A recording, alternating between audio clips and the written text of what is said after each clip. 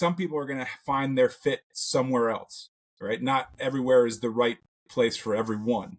And so much of it is like figuring out, okay, where do you feel most comfortable? Where do you feel, most excited? Where do you feel most connected to the people around? Because that's where you're going to do your best work. If you're just going somewhere because of a name, or you're going somewhere because of a paycheck or something, you're usually going to see that people are going to kind of run into problems, right? They're not going to have that connection. They're not going to have that passion. So like the first piece in the recruiting is like, where do you really want to go? Like, where do you really want to be? Like, we really want people that really want to be at Syracuse. They love the girls in the team. They love the major they want to study. They connect well with us as coaches. And so a lot of it is like just doing character checks. Like, we're more than anything, it's a real holistic approach. Let's I know I already asked you the same question before we dive in. We'll get started here in a second. Nope. Cool.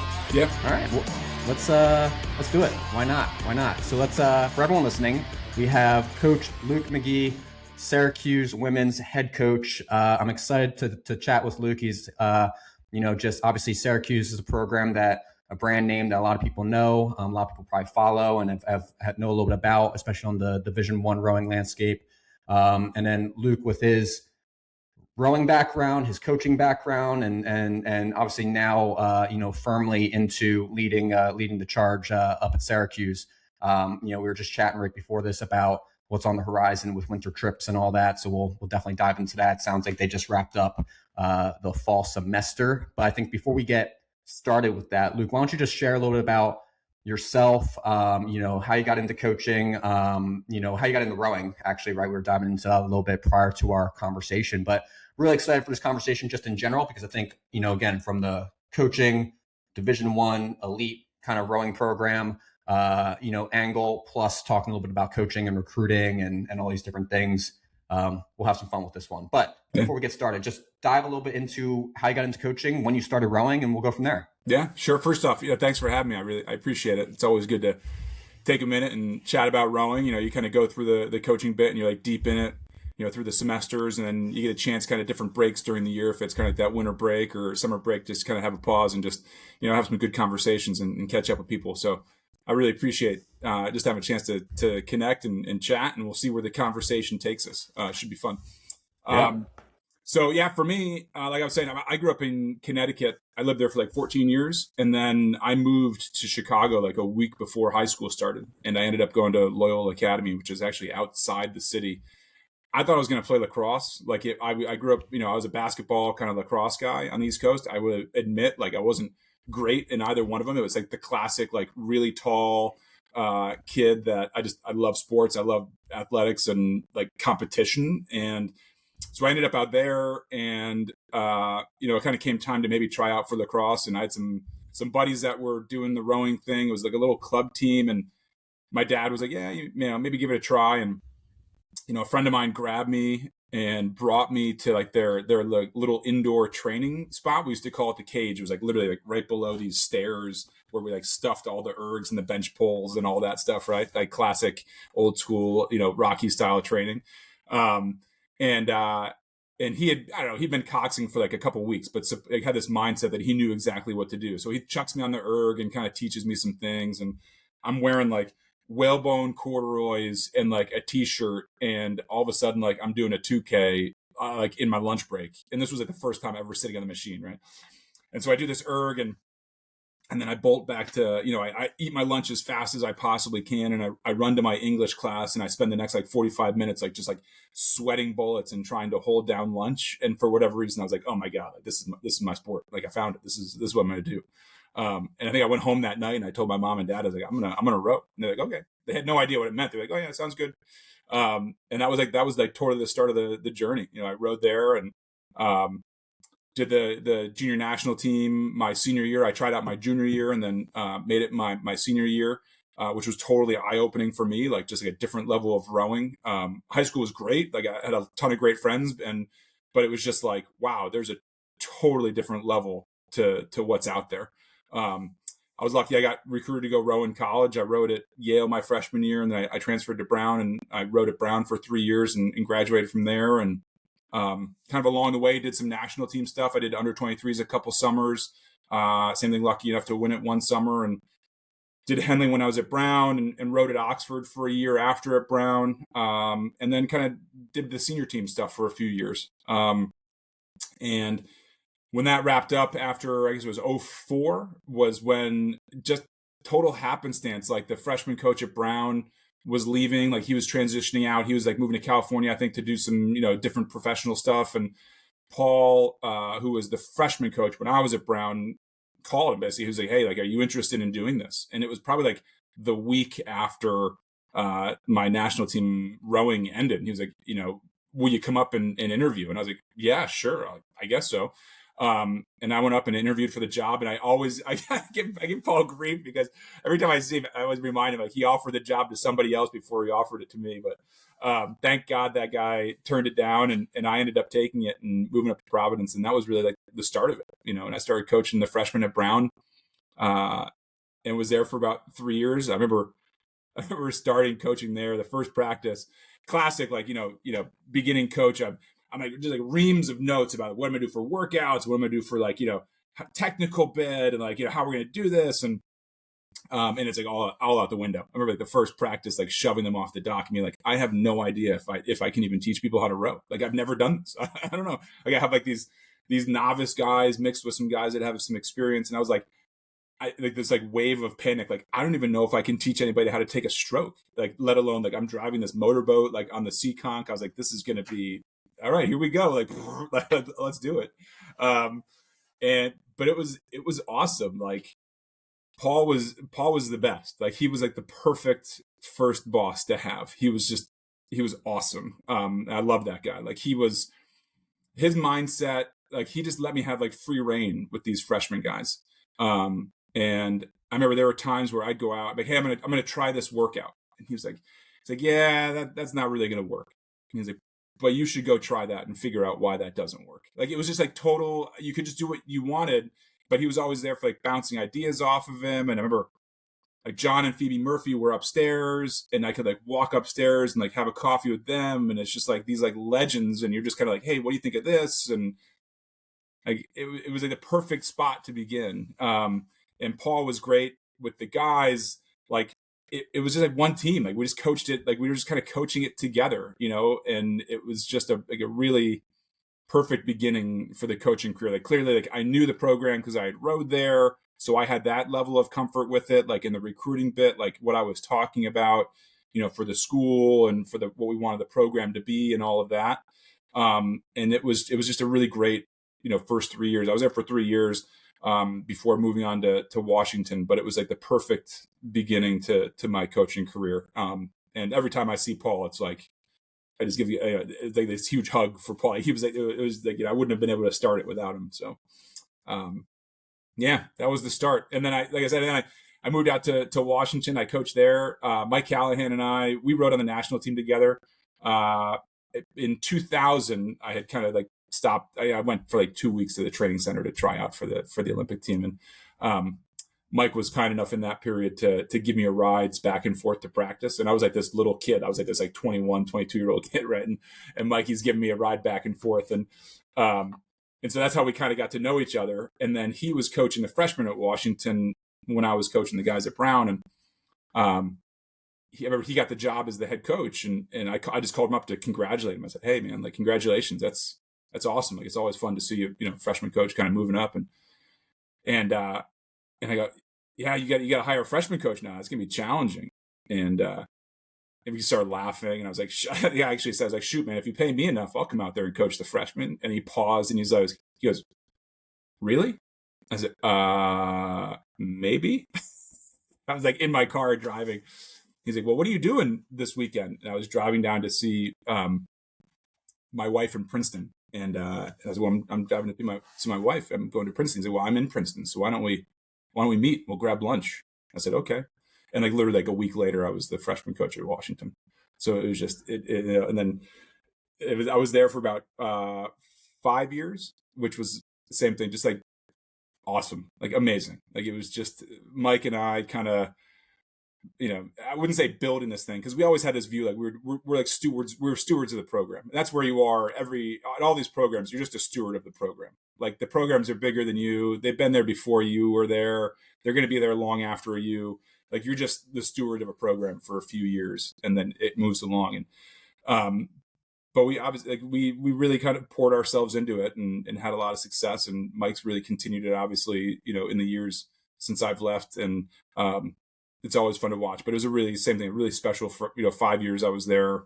We had a ton of success in the race course, but more importantly, just an opportunity to work with amazing people. Mike, all the assistants that we had come through, all the athletes on the team. Like, it was just a really, really special time in my coaching. And then from there, I coached the under 23 team one summer. And so then after the 2012 games, Curtis Jordan called up and asked if I'd be interested in coaching with the U.S. national team, towards 2016. And I said, yeah, like, it was an exciting opportunity. So I took that and moved back east, out to Princeton, and started coaching the national team out there. And, we had some successes and some challenges, certainly, as we were just kind of figuring it out as young coaches, Brian and I figuring it out.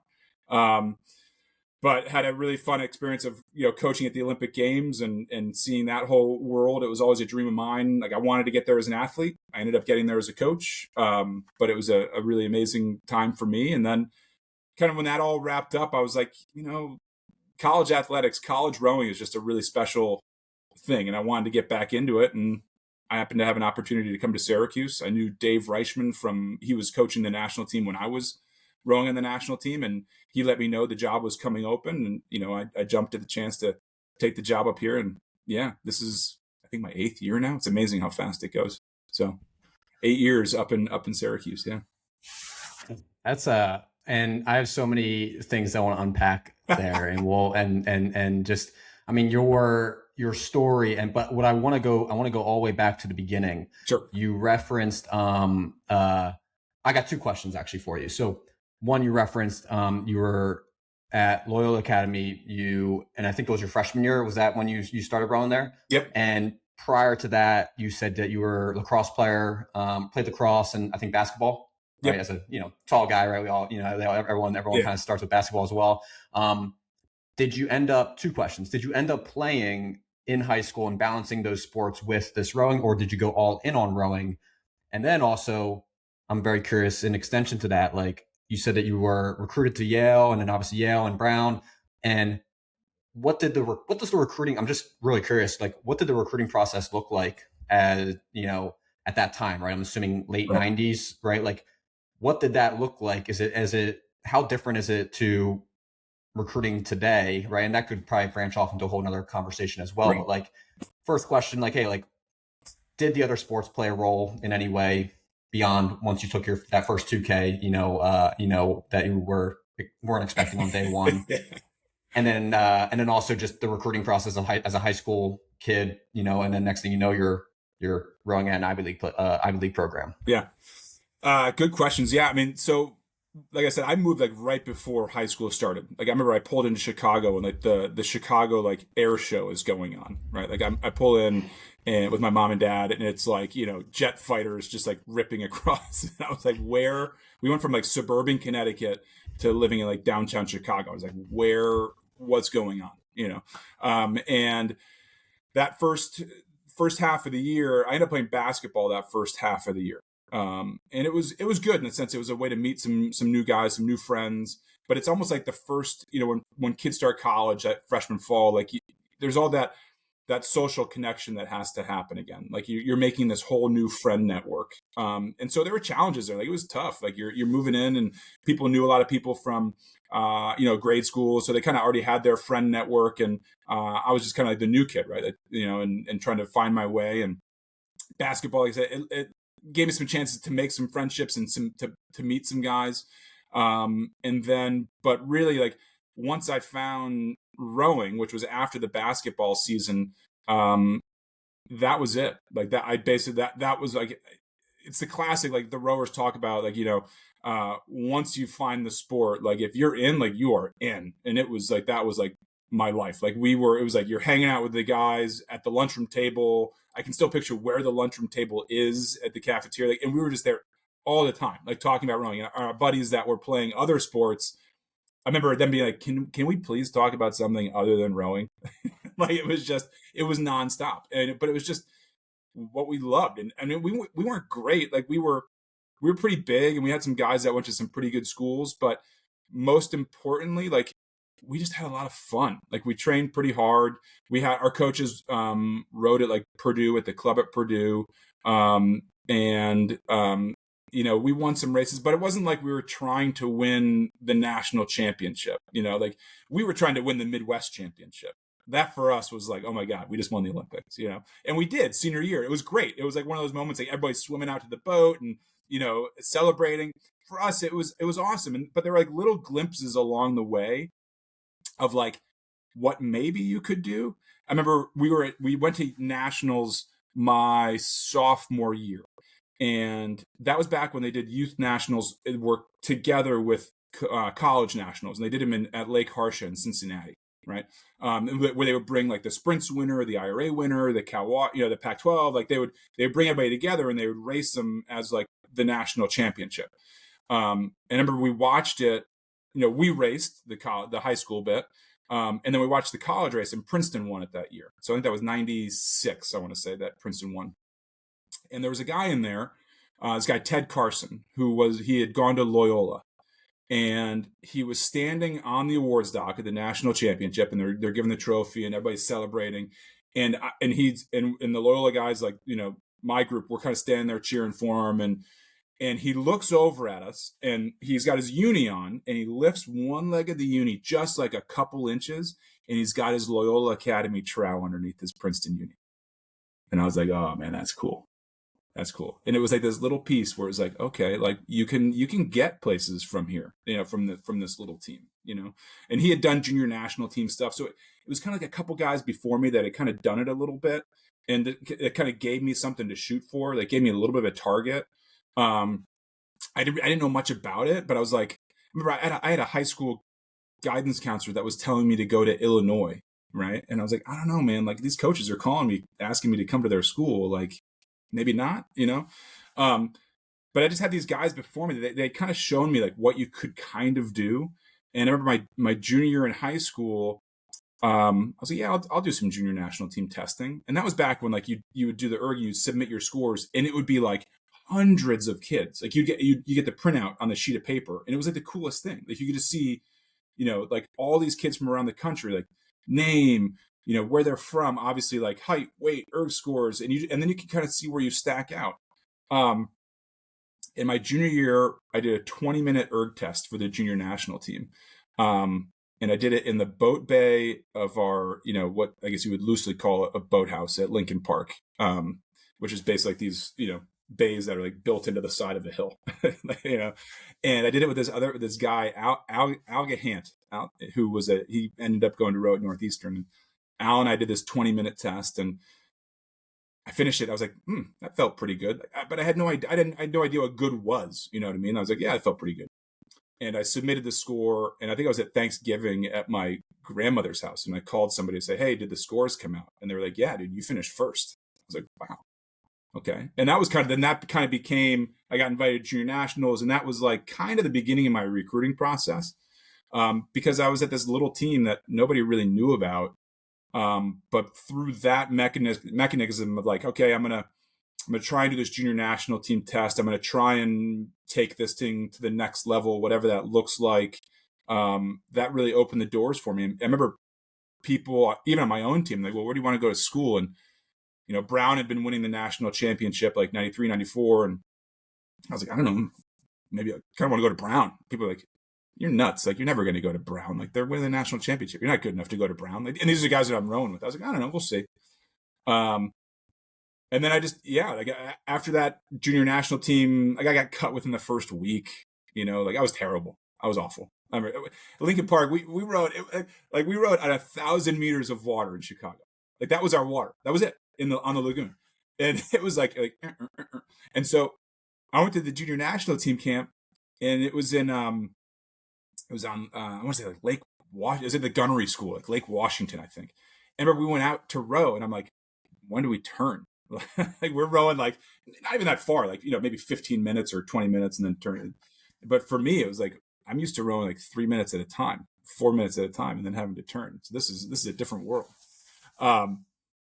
So like I said, I got cut after that first week, and but then I don't know, man. Like I love the sport. Like they were like, "Go, you need to go learn how to scull." So I was like, "Okay." So I went to Craftsbury and did a week there, and just randomly. This is what I love about the sport. It's just so random. Like randomly, the week that I was there, the Danish Olympic team was training for the '96 games. And I remember sitting there in my single, like this little Pinert single, just like whoa, whoa, whoa, like trying not to flip, and watching the Danish lightweight four just ripping back and forth on this lake, And then fast forward to when I was coaching, and I'm like, I have video of these guys training, like they were amazing. And then even like one of the guys like came and coached with us when we were coaching towards Rio. So it was like these weird connections along the way, I guess. But so then at the end of that summer, like I just started kind of getting calls from these coaches. I got calls from Yale, from Justin Moore at Yale, and Paul was at Brown. Paul Cook was at Brown, and Chris Wilson was at Cornell, and Curtis called from Princeton. So I just kind of get some calls from these different schools. I didn't really know. Like I didn't know the recruiting process. My parents didn't know the recruiting process. I think I literally typed up letters to these coaches introducing myself like on a typewriter and sent it and mailed it to them. That was like the recruiting process, and then them calling me on the phone, and then I did these visits, and like I said, I went to Yale my first year, and then it wasn't quite the right fit, so I ended up transferring to Brown, and thankfully had a really great experience there, and lots of great friends along the way, and some success too. So, but it was fun. And then my last piece, like fast forward to last year, and the Yale coaches, Will and Jamie Schneider, they're at NCAA's, and Jamie grabs me and goes, "Hey, I got something for you." I said, "Okay." He comes over, he goes, "Here," and he hands me this manila envelope, and it was my recruiting profile from when I was in high school. Like all the notes, and then like the letters that they had written to admissions and all that stuff on my behalf, and like the notes from like the calls that they had with me and all that stuff. So it was pretty interesting to kind of flip back through it and just see what that was like. So it's kind of like it was kind of like a combination, like obviously the 20-minute erg sounds like it kind of opened up the door to where it was 20-minute test, you said, I think it was, right? Yeah. Like, so the 20-minute test opened the door to the national team, or to the junior national team. That provided kind of like some exposure, at least for, until you were cut from that. But then, okay, well then the Craftsbury and some conversations start to materialize from there. Like it sounds like that's kind of like the process, there. And then obviously phone dialogue, right? Just kind of having good communication, stuff like that. Like, it's probably a little bit of a different process than probably what we experience now, where, it's online and emails and this and that. Like, is it like how, I guess out of curiosity, like that process for you, like how did you draw on that at all? Like in your recruiting now, and conversations with coaches or with athletes now, like how do you draw on that? Like just in your process, like obviously phone conversations are a big component, and listening, and because if all they have is an ERG score of you and some okay results of, exposure to the junior national team, like a lot of it is based off of, we think this is a good personality fit, it's objective. Obviously they have power, the height, the weight, like all these different things. How do you draw on that? Yeah, absolutely. I mean, back when I was getting recruited, like there was no email. Like I didn't have an email address, right? It was all just like phone calls, and then official visits, and just trying to get a feel for it. And so much in the recruiting process. And do I draw on it now? Like absolutely. Even through my experience of like going to Yale and then transferring to Brown, it's not that like Yale's an amazing institution, right? And an amazing program. Like it's just some people are going to find their fit somewhere else, right? Not everywhere is the right place for everyone. And so much of it is like figuring out, okay, where do you feel most comfortable? Where do you feel, most excited? Where do you feel most connected to the people around? Because that's where you're going to do your best work, If you're just going somewhere because of a name, or you're going somewhere because of a paycheck or something, you're usually going to see that people are going to kind of run into problems, right? They're not going to have that connection. They're not going to have that passion. So like the first piece in the recruiting is like, where do you really want to go? Like, where do you really want to be? Like, we really want people that really want to be at Syracuse. They love the girls in the team. They love the major they want to study. They connect well with us as coaches.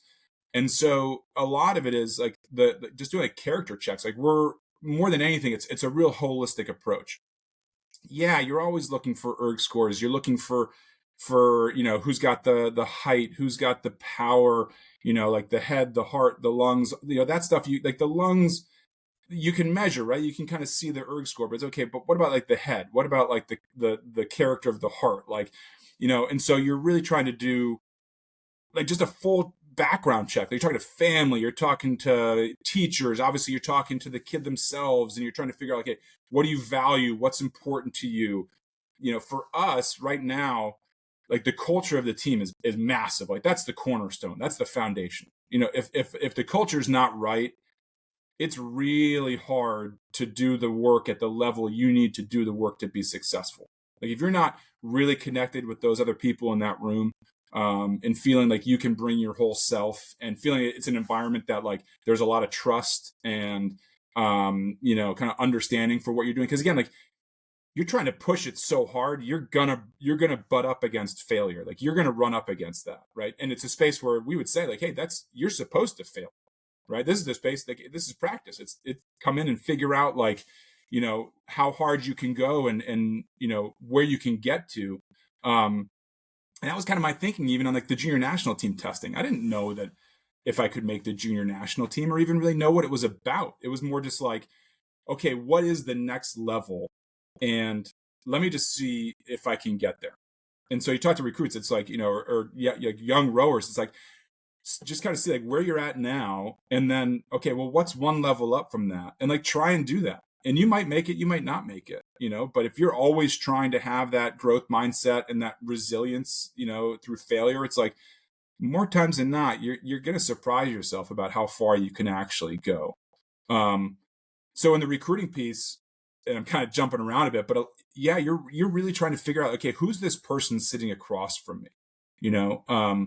The important pieces for us are, hard work, people that they love hard work. Like they love competition. Like there's just fun in that,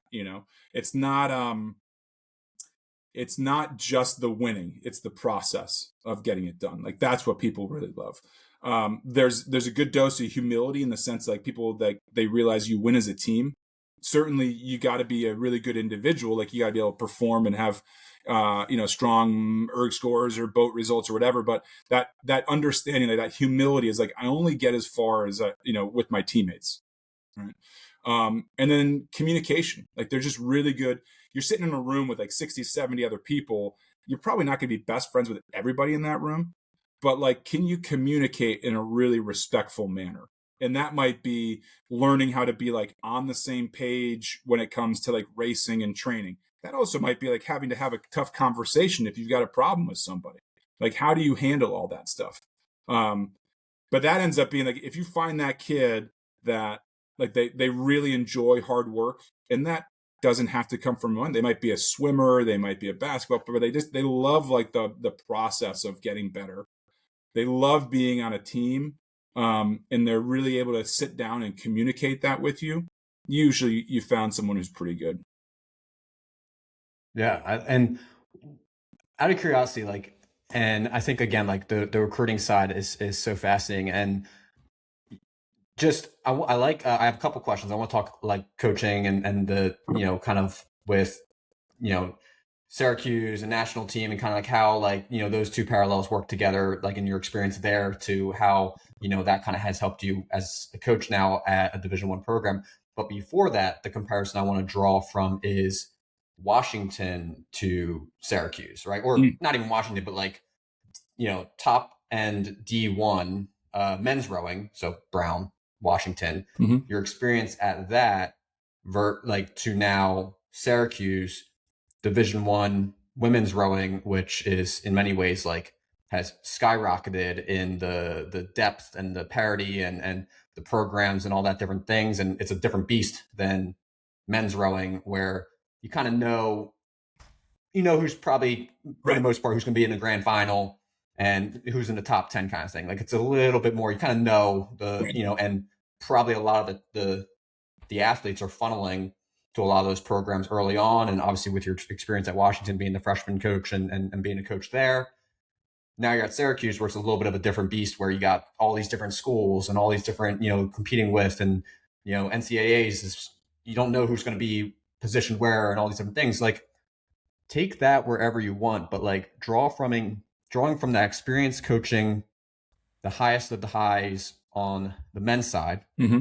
and then transitioning to the women's side as the head coach, your kind of first bout, as far as I know, in women's rowing. And obviously you've been doing things right, being there for as long as you have been.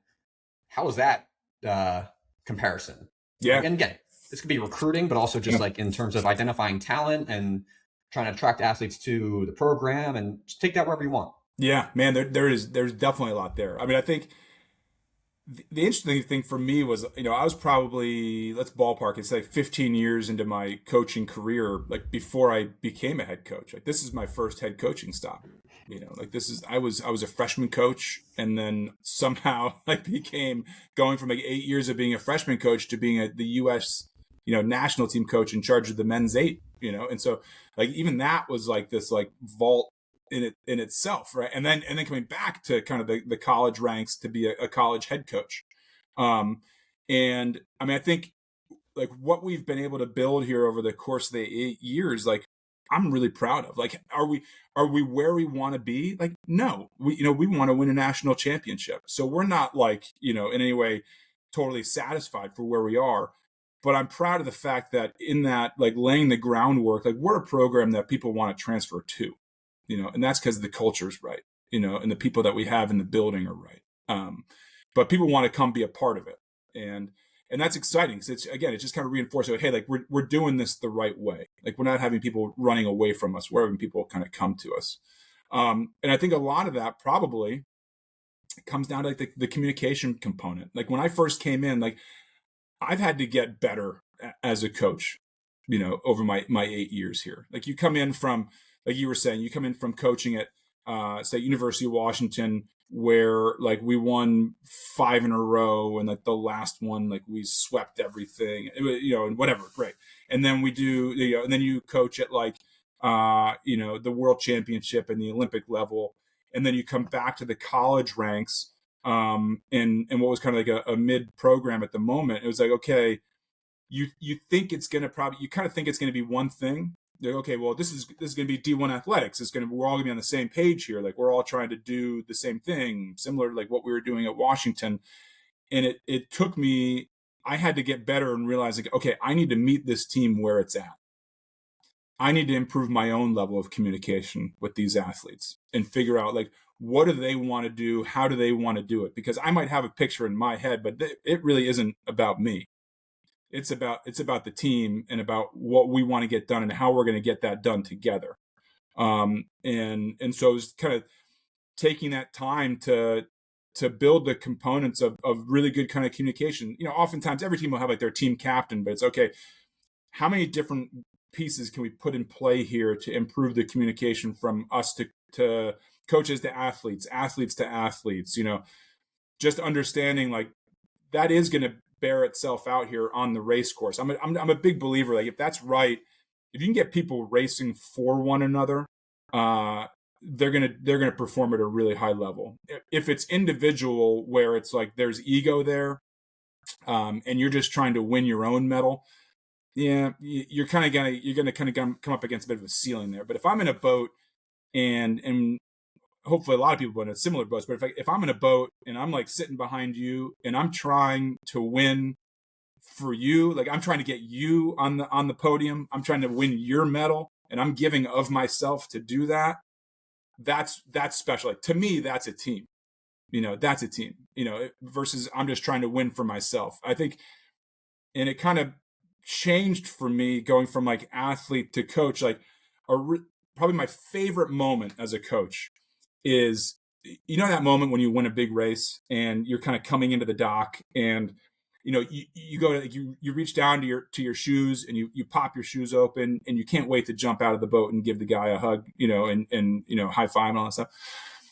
For me, the magic is like walking down to the dock and like just seeing that happen, like seeing the women jump out of the boat and like they're hugging and high-fiving and the team's there. Like that is, for me, that is magic. Like that's the moment of getting a scene, having a team that gets to experience that. So I mean, like I said, it's constantly evolving. It's not like you're never all the way there. Like every team's always different. I think I learned that pretty early in my career. My first year coaching at Brown, we had a lot of success. We had an undefeated dual season. We won sprints. We kind of tripped up at IRAs, but then my second year, I was like, okay, we'll just kind of do things like the same way, like same kind of workouts and all that stuff. And it didn't really play out the same way. And then it was like, you can't coach you can't coach the team the same way all the time. Like you could have 49 of 50 athletes come back and it's a completely different team. Like the athletes, they're different. They're a year more experienced in rowing and life and school, whatever. It's just a different team. And so if you're constantly coaching it the same way, I just think it never evolves. You've got to evolve with it, if that makes sense. So even the same thing, like as I've been here for like 8 years, no two teams are the same. And that's also what makes it really fun as a coach. It's not the same every year. I feel like it'd be kind of boring if it was like, if you get, okay, here we go again, September 1st, let's just get these, 9-10 months over with so we get back to the summer. No, like the fun is the fact it's like there are always new people coming in the door, and people are in different leadership positions or different spots in their lives, and you're kind of growing with them as they're going through the program, if that all makes sense. Yeah, no, I think and kind of I mean, every season presents its own challenges, its own dynamic and team, and I think one of the things that I really love, and we'll dive into this as well, kind of as we keep going, like the culture and the foundation, like how do you establish that, which then allows you to kind of weather the storm of every team being a little bit different in personalities. Like if you have that solid foundation, from a culture standpoint, you're able to kind of you have these values that kind of drive forward, and everything else kind of like works within it, which I think is super, super valuable. And I want to dive into Syracuse here in a minute as well. Or just the culture and the team and all that. Before that, out of curiosity, like I want you to go back to like 17, 18, 19, kind of your first years coaching at Syracuse. And it's very unique for you because, like you said, like this is your first head coaching job on the women's side, and the transition was from coaching, some of the best athletes in the world at the national team. And I'm just curious to hear from you, like, and not to put you on the spot, but like, what are like a few things that maybe you tried right from the jump when you took over at Syracuse that worked from your national team experience?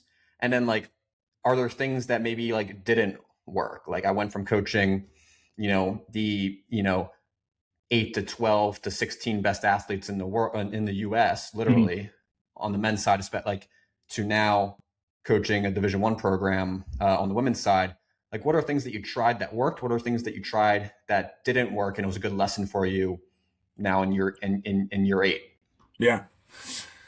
I mean, I think, kind of regardless of where you start, there has to be a certain level of like expectation, right? And now everyone's level might be different. Like at Washington on the Olympic team, you're getting guys there that maybe they've already rowed. Remember, like Conlon McCabe, like the guy had already rowed at under 23s. He had won the Grand Challenge Cup at Henley as 18-year-old before he even showed up at Washington. Like guy was still in college and he was an Olympic medalist. So like that guy, like that athlete, like that's a pretty well-seasoned, pretty high-end athlete. And so, but at the same point, like the expectation is the same my expectation is the same for him as it is for like a walk-on or for an athlete. Like when I first showed up at Syracuse, and the expectation is that you're trying to operate at your highest possible potential. Now I've got to kind of paint a picture of what that looks like a little bit, not only kind of in the erg room or the weight room, but what's that life look like outside the erg room in the weight room. And, I think early on, like I said, you're probably trying to pull some people along with you. When you've got it going well, I've always had the sense of like, you're more of like the guardrails. Like right now, I feel like we're going pretty well, and it's my job is to make sure that it kind of stays on the track. But it's got to be driven by them. Like if I'm the most motivated person in the room, then that's a real problem. I think, so early on, it was trying to figure out, okay, like where is this team? Like I said, I'm kind of coming with my own expectations, having done national team stuff in Washington, and they probably weren't there. And it took, like I said, it took me having to change and understand that and figure out, okay, hey, like I've got to meet this team where it is. It's not about me and how I think it should be done. It's like what are they ready for, physically, emotionally, what challenge can they kind of handle? And probably early on, it was probably the sense of like, ooh, this might be a little bit too hard. I probably got to kind of back off a little bit. Like they just may not quite be ready for that. But then it's like, okay, but if I want to get there, like what tools do I need to put in place in order for them to get there? And getting there might be like 4 years down the road. Culture. I have a note like in my office, like, culture takes time. It's not like you're going to snap your fingers and be like, oh yeah, like we're there. It might take 4 or 5 years. Like I have this sense of, okay, I want to get to the spot where they can handle, this, what I'm throwing at them, but it's going to kind of take time. And it's also realizing probably like the importance of that. Like we actually had a guy that we were doing a lot of work with, this guy, Matt Davidson, who was awesome. We call him our, our strength and conditioning coach for culture.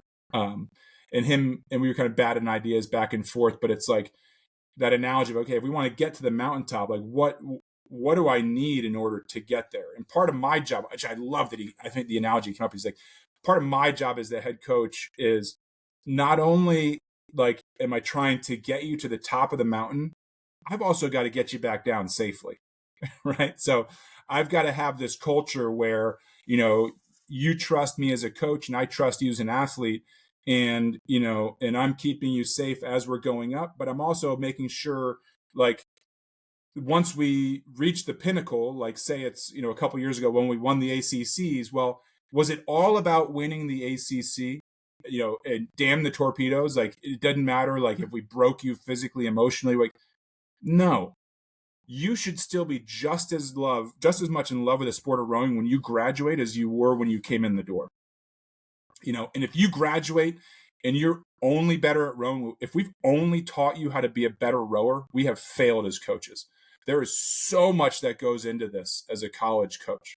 But if it's all about just getting you to the mountaintop, that's like my ego. And there are probably coaches out there that's what it's all about. But it's like, it's the whole thing. Like you should look back on this in 4, 8, 12, 24, 30 years and be like it was the whole thing. It was the process. It was the experience that was really special.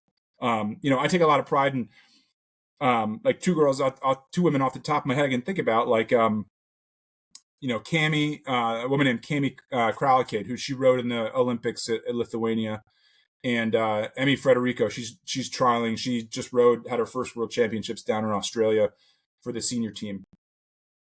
Like knowing them, like they weren't really even sure if they wanted to row after college before they came here. Like Cami was pretty sure she was probably going to stop, after this. But just what we were able to build, and I mean like me, her, the team, to have like this refound love for the sport. And now she's like, rowing at the Olympic Games and rowing the senior team and like continuing on. Like, I don't know. I mean, yeah, I think that if you can have a program like that people love what they're doing and they want to keep doing it, I think you're doing. I don't know. I feel odd because I feel like I'm patting myself on the back, but I think that's what I want as a coach. Yeah.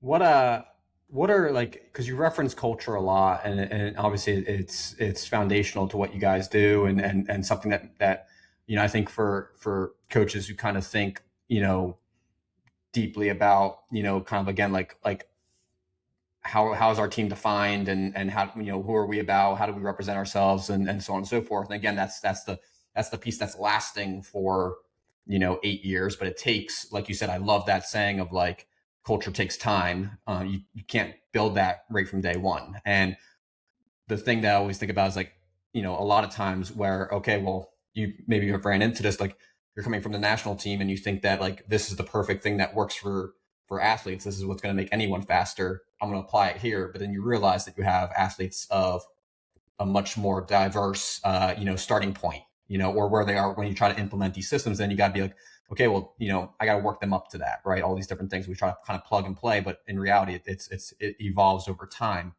What are some like principles, or some kind of like pillars that you lean on as a coach when it comes to culture, and how do you kind of get a staff, a coaching staff aligned with that, and then how does that kind of get transmitted down to the rest of the team, Mm-hmm. and it becomes something that's lasting? Like, where do you start with that? What are some things from a pillar, like just foundational pieces to that culture that you've established in your time at Syracuse? Yeah, yeah. I kind of touched on it before, but like I said, I mean, I love there was a quote from my time at Washington, and part of it says like, hard work first, ability second.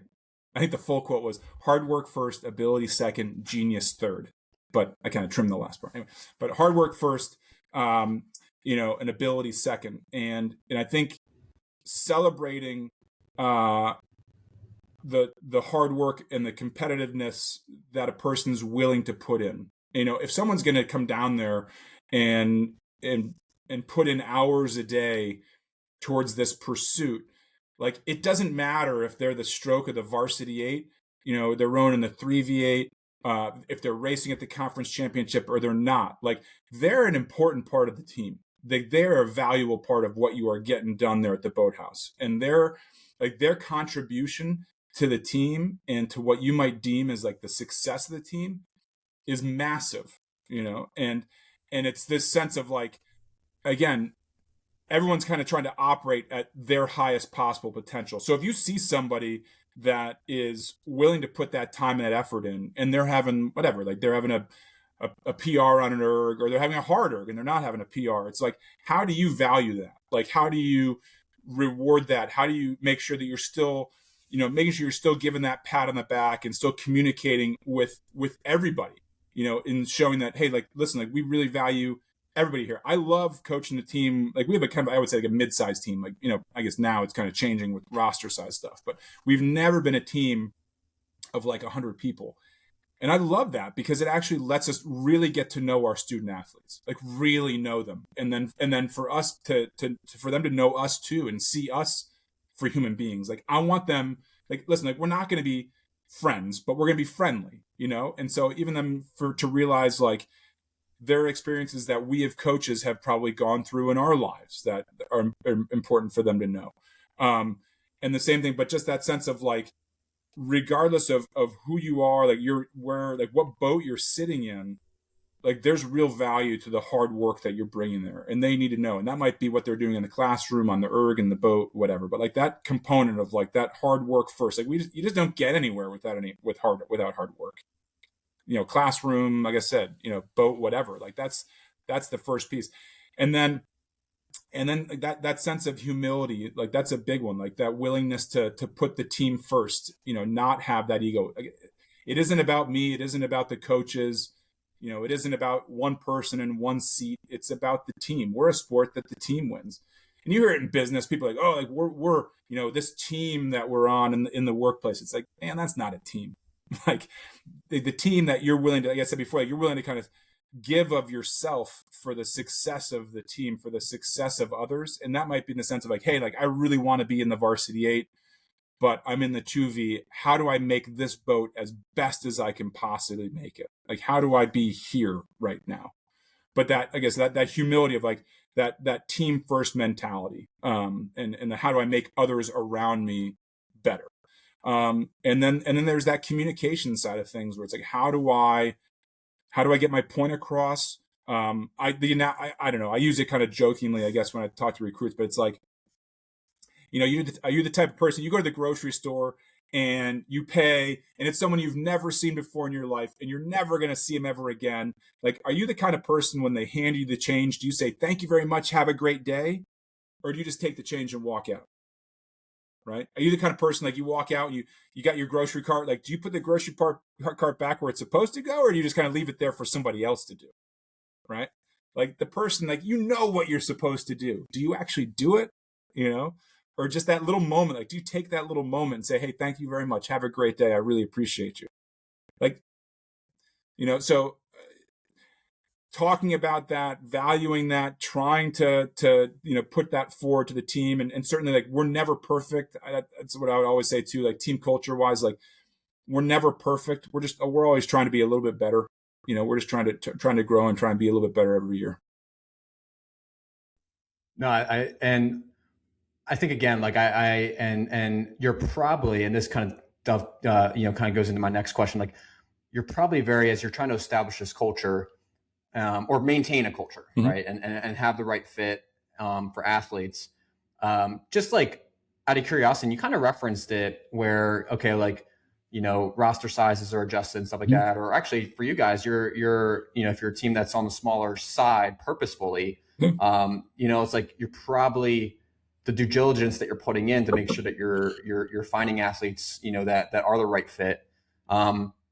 Talk about that side a little bit. I think that's super helpful for athletes out there, younger athletes or coaches, at the high school level, who are trying to kind of, help support their athletes in different ways, and guide them to, what to look for, or how to think in terms of, like, hey, I want to row at the Division I level, and here's what I should be thinking, now as a high school athlete. Like, for you, as you build out a class, as you build out teams, or again, people that are going to fill this roster and be in alignment with your pillars, your team's focuses, but also they got to move a boat, they got to be fit, they got to they got to be contributors to the team. At least, like, you're not trying to bring in people who are just kind of trying to skate by. Like, you want people who can actually contribute to that team. Like, Mm-hmm. and like you said, one of your goals is, you guys are in it to win a national championship one day. Like, where does that begin? How does that start? Like, what are things that you look for from a talent standpoint? And I use talent loosely, right? Like, talent meaning, like, the whole package of Right. someone, right? Not just like the erg is this, and they're that. Like, talk about that a little bit. Like, what does that talent pool look like? And I referenced it earlier, not to make this a super long question. I referenced it earlier, but, like, in rowing, like, on the women's side, you have all this, you have all these teams, and the resources, and there's 100 something programs out there, and there's only so many rowers out there that kind of meet that, probably what you're looking for in an athlete. So there is probably, you gotta show them who you are, right, and what you look for in athletes, and kind of persuade them, like, hey, like, I think this might be a good fit for you. Long question. Where does that begin? Right. All that. Yeah, I mean, it's such a process, right? Again, I think through all of it, you're trying to figure out, like, what is this person value? Like, what do they want? What do they want in their next team? What do they want in their next experience? What do they want at their next school? Like, how important are the major that they want to study? Does that school even offer that major? Like, all that stuff. But it's like, it's pretty, like I said, it's pretty basic sometimes. They're like, what do you want in your next experience? Because you can go row D1. There are, like you said, there are a ton of programs out there.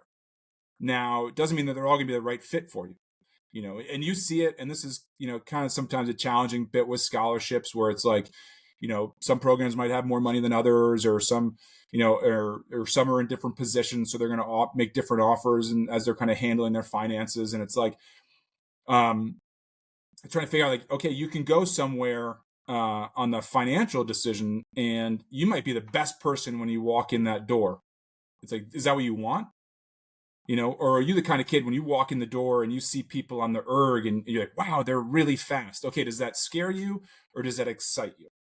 and that understanding, like, they're not like that when they come in here on the first day. Like, this is a process in order for them to get there.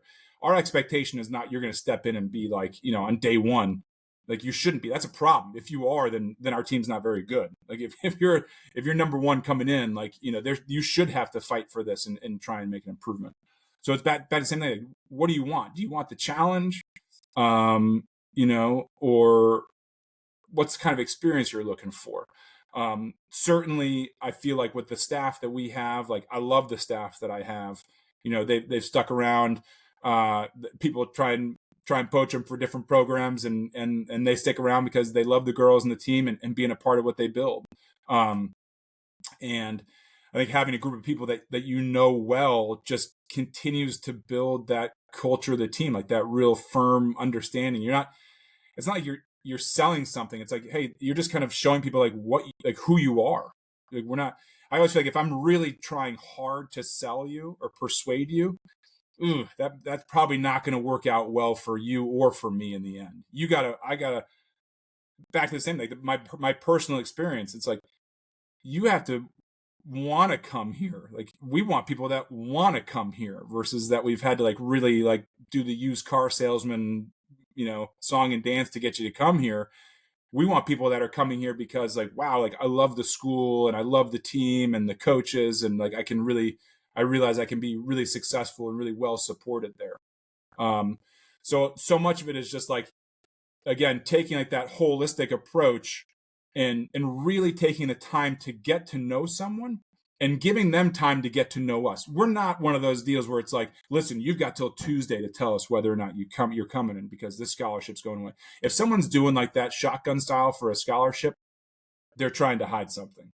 That's like one thing I would tell a recruiter. It's like, if someone's trying to tell you, you need to tell me by this day, otherwise this scholarship's going away, they're trying to force your hand. You know what I mean? It's like, and you need to be thinking about, like, what's that all about? We'd rather take the time and make sure, okay, like, and by time, I mean like years in the recruiting process, like, in trying to, kind of, you're keeping your eye on someone and seeing how they progress, from an athletic standpoint, but also, again, just taking the time, like having conversations. It's not just like one conversation and be like, oh, okay, she's 6 feet tall and she goes 7 minutes on the erg and we have a 5-minute conversation. Here's, $90,000, every year, come here. It's, again, more like, who is this person? And I'll even ask, like, who am I sitting across from right now? Like, what is important to you?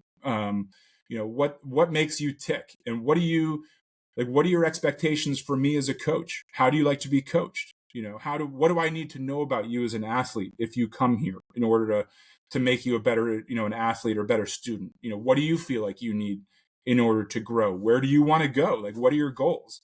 Because that's all going to kind of dictate like how we do this thing. Like, even sitting down with the whole team at the beginning of the year and say, like, okay, what do we want to do? What are the goals?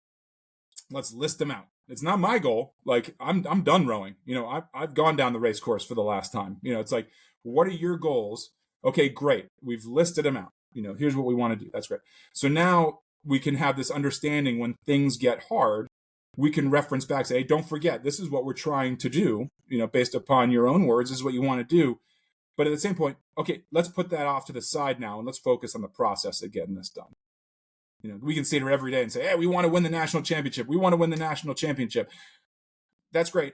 I'm more interested in, like, what are you doing today, right? How are you going to approach that today? Because we'll get there. Like, June will arrive, and we will line up at the national championship. But it's more important about, like, the character that we bring, the work ethic that we bring to, like, being an everyday athlete, not just a championship day athlete. Yeah. And I like bridging off of that real quick. And we'll wrap up with Syracuse and kind of what's on the, what's coming down the pike, but just one last thing on recruiting. But like, what are things to you, right? Like, if you look at the makeup of your team, your team, right? Syracuse, right? Like, you look at the makeup of the team and things in the past that like have really been, things that have stuck out. And again, I think these are things that are helpful for athletes and parents and coaches and all that. But like, obviously you have a lot of conversations, your staff has a lot of conversations. I'm sure there's initial filtering items that kind of go in where it's like, like there's going to be athletes right from the jump, hey, this probably isn't the right fit, for the level that we're looking for. I'm sure a lot of that legwork is probably done as a team, as a coaching staff. And then the athletes that you're having conversations with, like they're at least kind of vetted to a certain degree of like, okay, these are athletes who, potentially could be the right fit for us at some point down the line. Are there things that you look for specifically in regards to, I know I've asked this question in regards to like the intangibles. Do they work hard? Do they like hard work? Are they about training and all that? But is there anything else that you identify that like really sticks out to you as you look at the makeup of your team, right? So you have the international athletes, obviously who probably race at these, like you were saying, like you have athletes who race at the highest level, Mm-hmm. on that side. You probably have local athletes who, maybe they race at the highest level and win races at youth nationals and all that. But just in the sense of like, hey, like every athlete has an erg or a race result or this or that. Like, what are things that you look for or identify, with where it's like, maybe this athlete, like some that stick out to me is like, okay, like this athlete, was a basketball player for 3 seasons and then they started to row, or they're involved in this, or they do this as a hobby. And like, oh, that kind of sticks out to me as someone I think would be like, let me unpack that a little bit as I get to know this athlete. And like, hey, maybe their erg might not be developed right now to what, we're looking for in terms of some of our top athletes, but that coupled with, the fact that they were an elite swimmer for 3 years and then eventually found rowing. Are there things like that you look for or identify or stick out to you? Again, especially as someone who played basketball for a year before finding rowing, like you have an athletic background. Like I'm always curious about that side of things, in the recruiting process. So take that wherever you want. Yeah. And that was just, I was hearing you kind of ask the question too, and for whatever reason, it kind of struck me. I would say one of the things with the whole process too is it doesn't just stop when you get in the door, right? Like we're spending all this time like kind of getting a pretty good understanding of who the person is that's coming in. But back to the same idea of like, hey, we said before, they had the team every year is different because the person is, they're growing, they're changing, they're maturing as they're going through college. And so it's continuing to spend a lot of that time with our athletes and giving them space, like again, for us to really get to know them even more as people. And if that's having set like sit downs, kind of meetings with them over the course of the year, making it really clear that it's a pretty open door policy. And we're on campus. Like we're like the only sport that's like kind of really centrally on campus at Syracuse. Everything else is kind of off in the athletic department. So it's super easy for our athletes to get in and talk with us. And I'll get it all the time. Like, hey, are you around for a chat for 10 minutes or something? And so like that, I think it's important to know like the process doesn't just end once you get admitted. Like we're continuing that process of like really learning about our athletes and connecting with our athletes and we're a really big part of their growth over the course of their time at college. And so it's also again like looking for that person. It's like who's going to contribute to the team, not just athletically, but also like the team environment. Who wants that? Who wants to be a part of that? And I think when it's going well, like it is now, it's you're also talking with your current athletes in the recruiting process. Hey, what's she like? How did she fit in? How are the conversations? Like, can you see her as a part of the team? Like all that kind of stuff. So you're also kind of you're trusting your student athletes and also for them to be like, hey, this is someone you're going to potentially row with for a few years. Like essentially, do you want them on the team? And I think it's also important for athletes, for recruits and parents to know that. I think sometimes you get caught up on the sense of like, oh, I'm going to this school to go like interview them to see if they're, it's where I want to go to school. It's like, don't forget, you're also being interviewed by that coach and that team when you're there, because we're trying to determine whether or not we want you to come here, right? Like it kind of goes both ways. And so it's just reminding that student athlete, like, just be aware of that. Like there's a process there, but certainly you're looking, everyone's going to have like that erg score, that the height, you're looking for all that stuff. But yeah, they're definitely the intangible. Like, okay, how long you been rowing for? Like, oh, I've only been rowing for like 9 months, or I've only been, really taking this seriously for like a year, and I was a competitive swimmer, and I was up at, you know, I used to get up at 4:30 in the morning to go get in the pool, and then I would go to school, and then I would go back and swim again for 2 more hours. Like, okay, well, that to me is someone who's okay. They understand hard work. I mean, like they understand like there aren't really any kind of shortcuts to where they want to go. So you're trying to kind of listen in for what their experiences have built. But certainly, like, yeah, it's like, and you're talking with the high school coaches, and they've got a pretty good sense that they see them every day, like what their work ethic's like. Same thing. Someone's like, wow, they haven't really rowed for that long, but this is kind of where I see them right now, and having those conversations. So certainly that's also like the beauty of our sport is you have people that come in, that have already rowed at senior, under 23, junior national team level, rowing with people that have never rowed before they showed up on campus, or have a very limited background for the sport. But the best part is like when it's going like a really healthy team, it's inspiring to see all those different backgrounds come together and train together and support one another and be a team. Again, like they're not all going to go to the Olympic Games. For some of them, racing at the ACCs is their Olympic Games, right? But because the team's really healthy, like people, they understand that and they're like supportive of that, and it's just exciting in the college sense. Like we talked about before, college versus national team.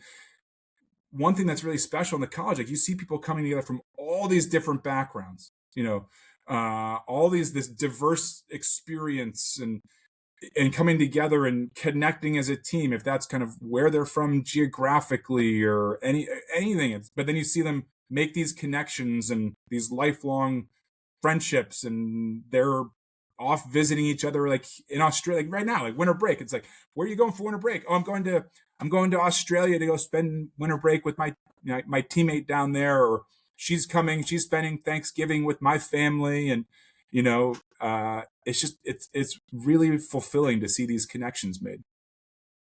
Yeah. Oh man, that's no, I think and I love just kind of hearing about like how coaches kind of look at the like how do they kind of, again, when we always come back to culture, like how do you kind of keep that culture, the foundation there, and part of that is making sure that you have the right athletes who are there for each other and do want to row for one another. And there is a relationship that's being built, kind of off the water as well. And you're probably giving them space. Remember, Washington here, Brown, like, and like each stop, like, separate the nationals, but each like collegiate stop, it's like you're also giving them space to be competitive and connected, like outside of just rowing. Like that might be the weight room, that might be the running the stadium, that might be running the hill, that might be just doing a timed run, that might be, it's like these people. I always thought for like walk-ons, and if you're thinking like a high school coach listening or something, that's like, if it's all the erg, okay, what about the person that's still developing on the erg, or okay, again, like they may not be your varsity 8, guy or whatever, but they're still really contributing to what you're doing as a team. Well, if I can give them other spaces to be competitive, and really feel for themselves that they're also bringing value, and for others on the team to recognize what they're also doing, like that's really important. I remember same thing at Washington, like years that we talked about Colin McCabe, like, yeah, he was the big guy coming in and probably the number one recruit in the country and all this stuff. But I remember we would run the stadium and these guys would like kick his butt in the stadium, but you would see this cool, like just camaraderie and, a little bit of humbling for Conlon, and you see somebody else who obviously doesn't have the rowing background and never feel like pretty good about themselves. And then there was just like this real mutual respect that was kind of built. And I said, just giving people other areas to be competitive and feel like, oh, like I belong here. I always thought was a really important piece as well. Yeah, and I think that's a huge one too, because it's like, giving them competitive outlets in different ways. Like you said, kind of like the humbling piece to some, but also the motivation builder for others. And then how does that kind of spark help both kind of in the long run? And, I was a walk on and my background, I didn't even start rowing until I got to college, but like that, being someone who never took a stroke before, but being, able to be, faster than the person, some of the fast people on the turkey trot gives you motivation to be like, okay, like maybe I can, stick around for a little bit.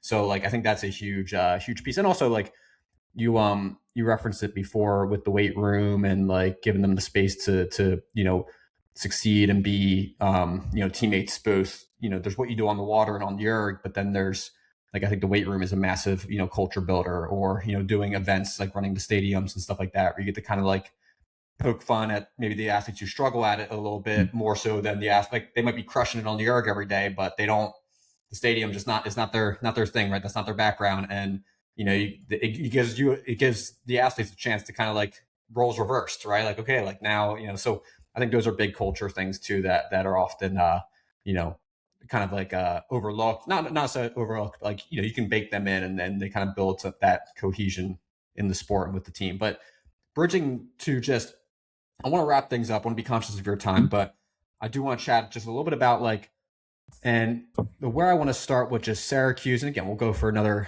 few minutes here. But you've been there for 8 years. I know Syracuse. I actually, funny enough, did a lacrosse camp there in like 7th grade, which is totally cool. So I've been to the campus before, funny enough. But obviously it's a well-known university, brand name, right? Always known for sports and all these different things. Like, what is it about there that has, again, obviously being a coach and, stability and all these different things, like, just with being up there, but like, what's kept you there for 8 years? Like, what is it about the university, the school, the obviously separate from rowing, which obviously is the biggest hook, to kind of keep someone there.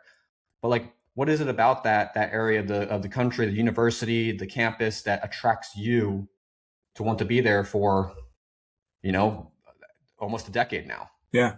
Yeah. I mean, good question. I grew up. So when I was living in Connecticut, I grew up, I have some family up in the Adirondacks, which is kind of the eastern part of New York, a few hours kind of from where I'm at now. So I felt like when we moved to Syracuse, like I was kind of familiar with, kind of the central New York, upstate New York environment. And it certainly always appealed to me. Like, I love the fact that like on Saturday, I could finish practice with the team, and within like 60 minutes, I could have like grabbed my girls at home and I could be like skiing, going down the hill, and or I could, finish practice and like we could be out like hiking, doing something else. It just offered a lot of opportunity to do things, not just within the city. You could have that if you wanted it.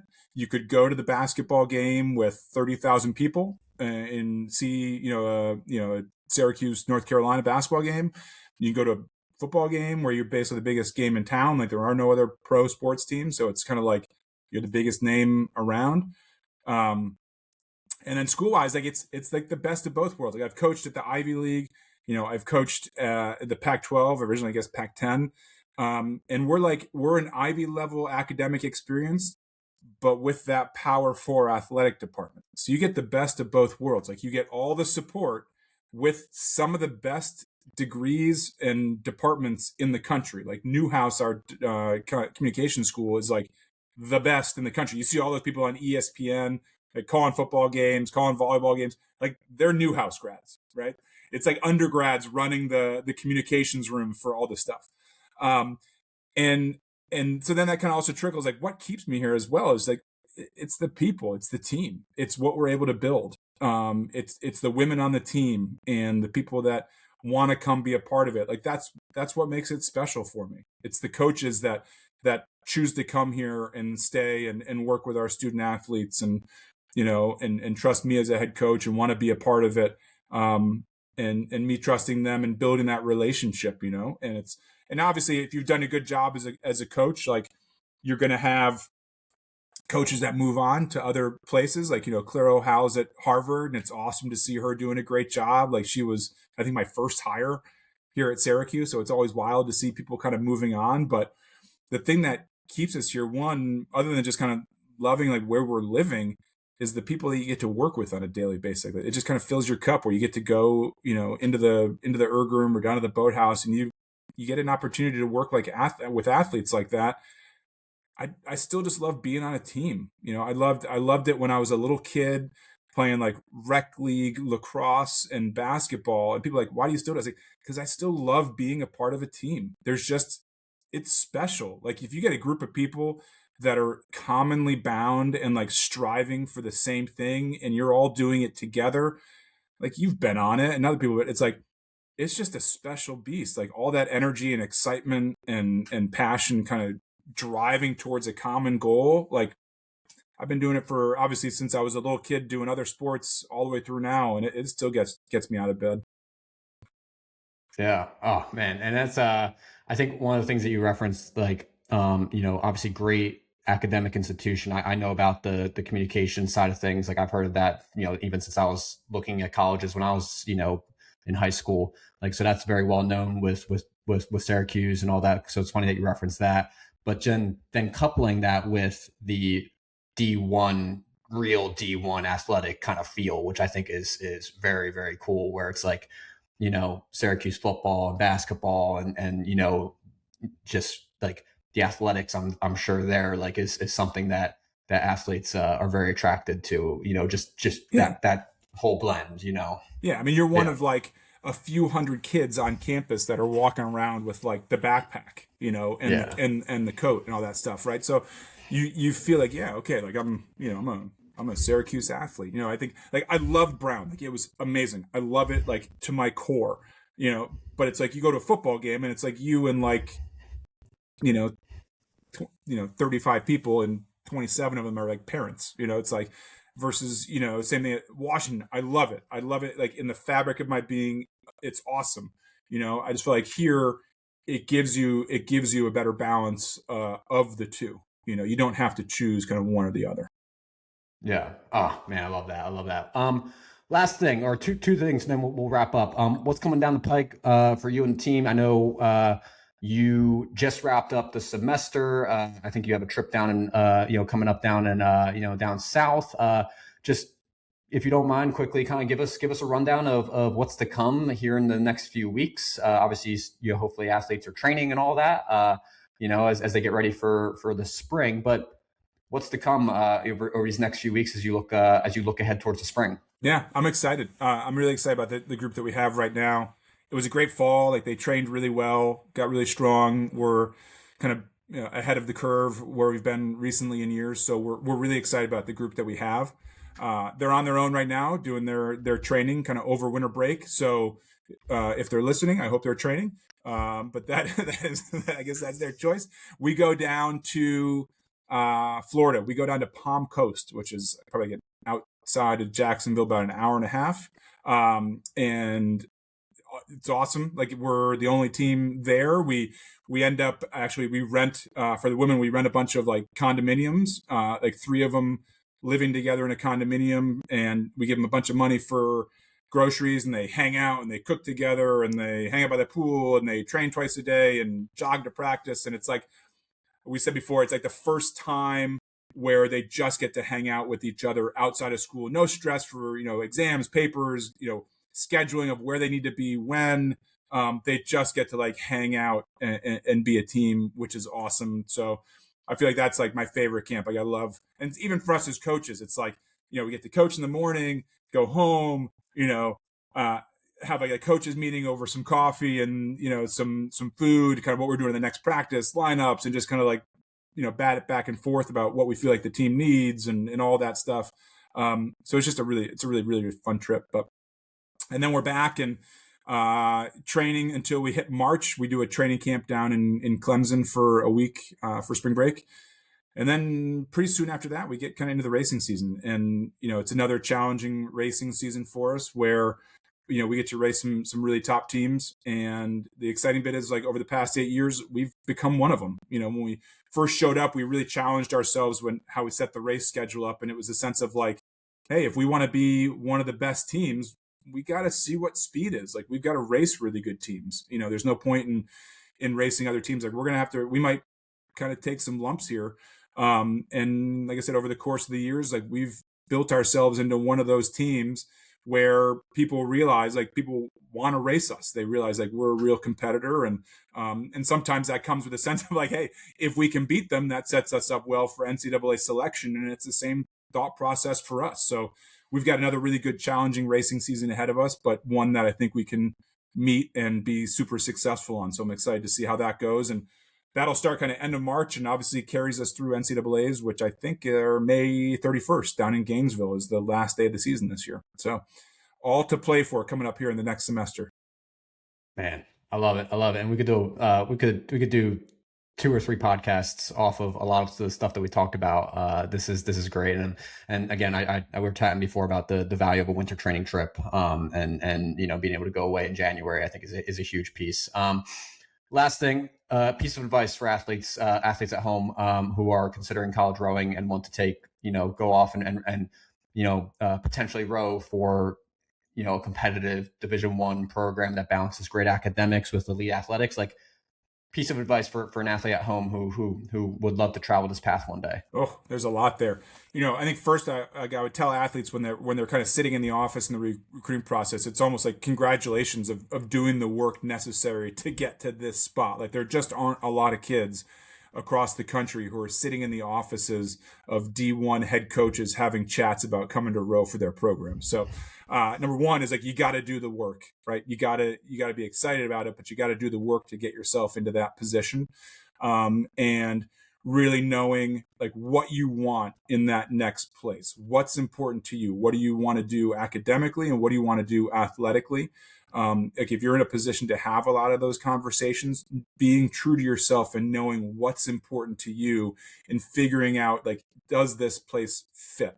As coaches, the best answer we get is yes, I want to come to Syracuse. The second best answer we get is no, I don't want to come to Syracuse. And the worst answer we get is I don't know if I want to come to Syracuse.